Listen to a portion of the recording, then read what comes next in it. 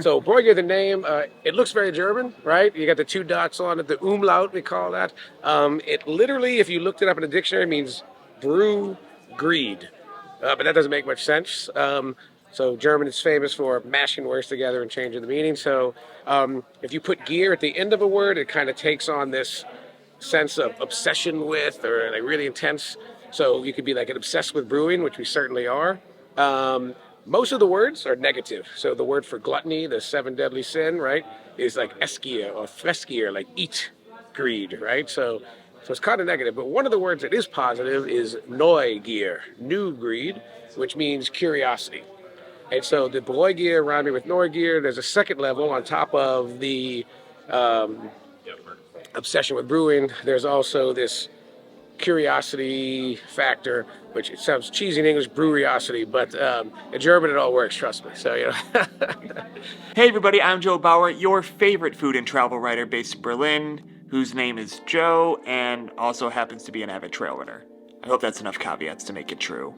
Anyway, today I wanted to show you my favorite craft brewery here in Berlin, Bräugier. This is basically always the no-brainer place to go for a drink or whenever I'm meeting up with friends. Also for me, I don't miss a whole lot about the day-to-day life of living in the US, but I do miss the American craft brewery experience. So I wanted to learn a little bit more about the owner, Brian Trauth, and why he opened Bräugier here in Berlin. I know we've chatted a little bit before. I think you're from Louisiana. That's right. And I'd love to hear a little bit about how somebody goes from Louisiana, presumably maybe something involved in beer in Louisiana, and ends up over here in Berlin. Not really involved in beer other than drinking it. I'm from New Orleans, which has a reputation, a deserved reputation as kind of a, 24-hour party city. So you get started early there. But I think really just I have a German last name. I have German roots like a lot of Americans. But they came in the 1840s. So it wasn't like it was something that, oh, I have cousins that I'm aware of or visit. Nothing like that. So when I got to university, I was studying international business. And of course, if you're studying international business, you need to take language. So because of these family reasons, I took German as my language. Ended up on a study abroad program to Bamberg, so one of the holy, yeah, Rauchbeer country, just a great beer city in general.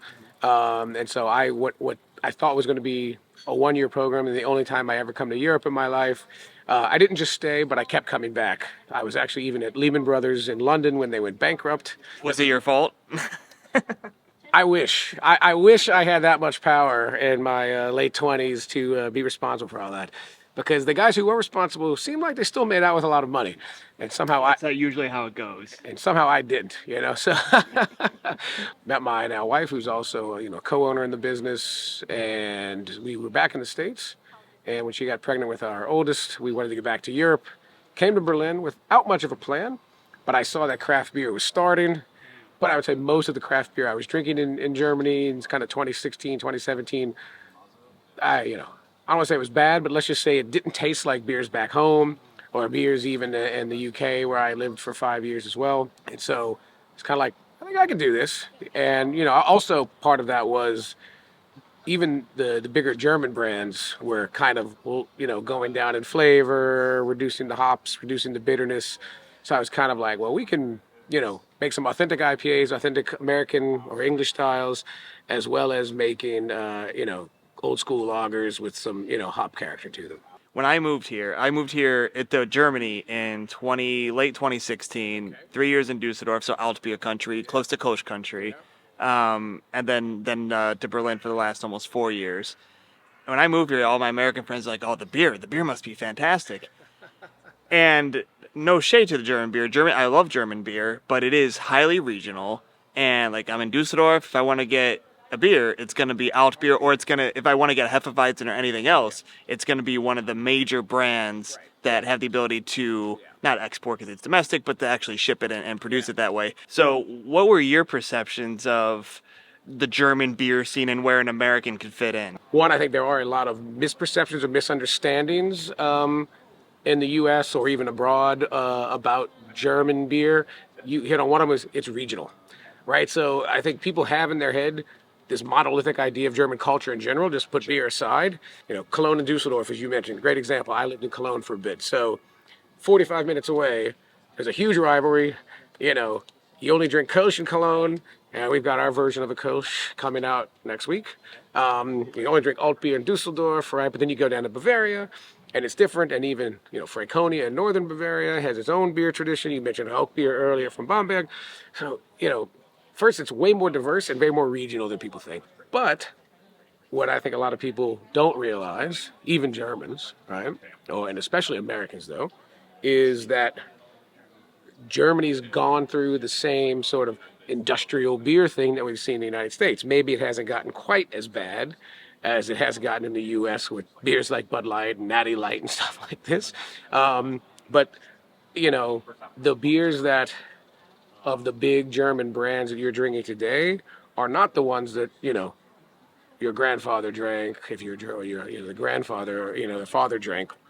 It's a noticeable difference, and I'm always touched when we see older customers who are like, oh, this is what I remember beer tasting like. So I think I think there's I don't want to say overestimation of how good German beer is, because certainly you can find some still small breweries that are really great, but I'd say the average beer in Germany is not as good as it used to be.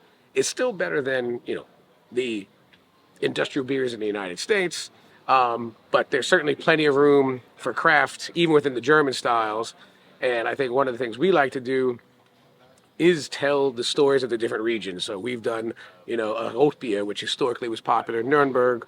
The Goza that a lot of Americans, have maybe encountered, and craft beer, is originally from Goslar, got popular in Leipzig. Berliner Weisse, which the kettle sours that people do are not real Berliner Weisses. Our friends at Schneeeule make a good proper with wild yeast, kind of like a Belgian Lambic Berliner Weisse, which is how it used to be historically. You talked about Kölsch, you talked about alt beer. You've got the predecessor styles to those. You've got, Dunkels and Hulk beers. We do a Bock beer every year. We do an Oktoberfest style. So I think it's not just making these beers, it's trying to tell the stories of these beers. We did a Dortmunder exports. So for me, it's maybe explaining a little bit of these misperceptions or incomplete understanding through beer is super fun. You mentioned the German guy who came, oh wow, I haven't had the proper beer in so long.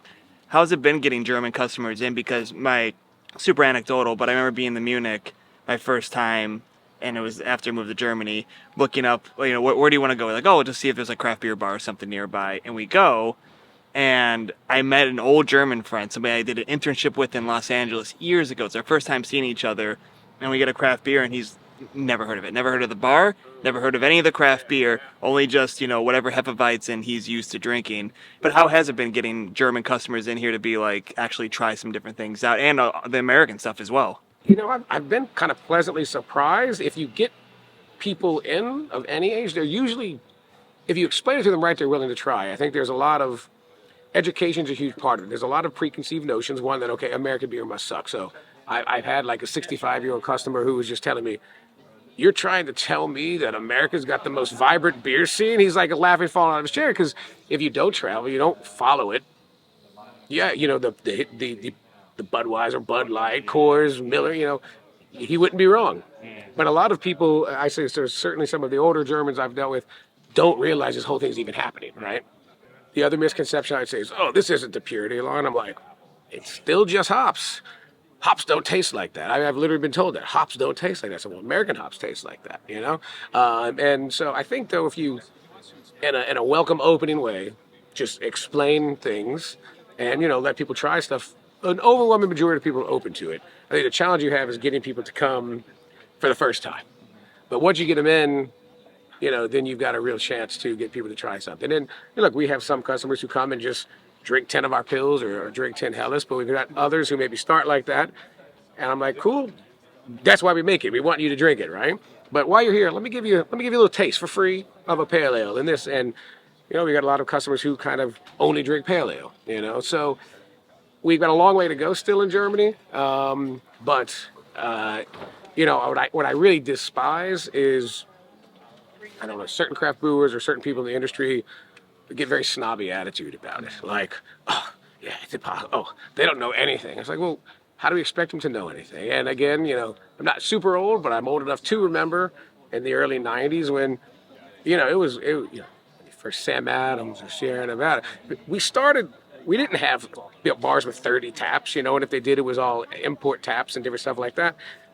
We had to get used to amber lagers first, and then we had to graduate to pale ale. Then we graduated to, what we call today West Coast IPA, but, there was East Coast and Midway, all these little subtle variations, and then, the full range of stuff comes from there. So I think Germany's going to need its evolution too, and we can't be arrogant about it. We have to explain and educate and let people try, so. You mentioned the Rheinheitsgebot, and my understanding of that is that this is how this particular beer style should be made, and that's how it shall be made henceforth.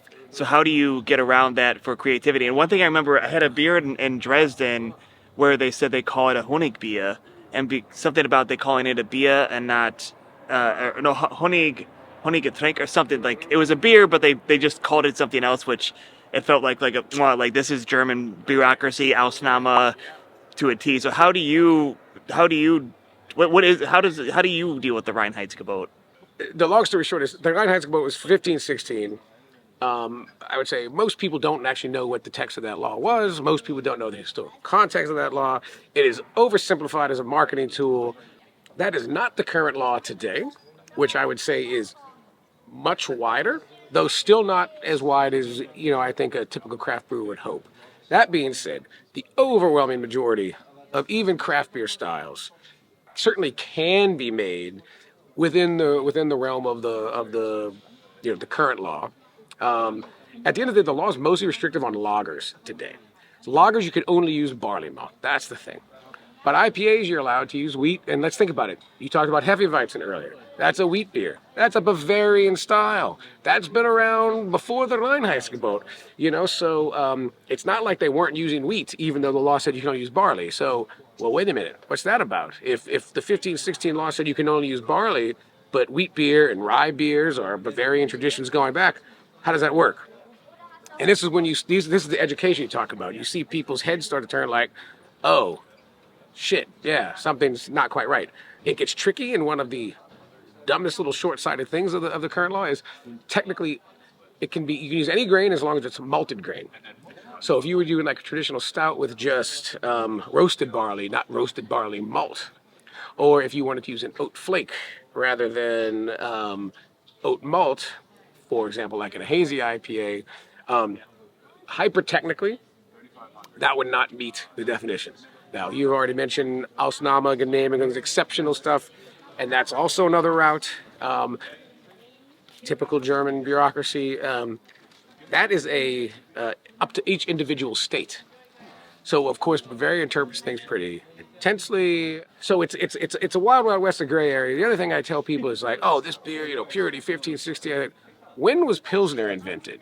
It's in the 1840s, and not even in Germany. It was in freaking Bohemia. So it's not like this Pilsner beer you're drinking is the exact same beer they were drinking in 1516. The style didn't even exist. So, it's a mess. It's complicated. It's not nearly as restrictive as people like to think it is, but it does sort of impart people's things. We should talk about Bräugier. How does Bräugier come to be, and how long has it been already since you all been open? So 2017, the original idea was planted when we were somewhere. I bought a locally made IPA, and I was just like, I can make better beer than this.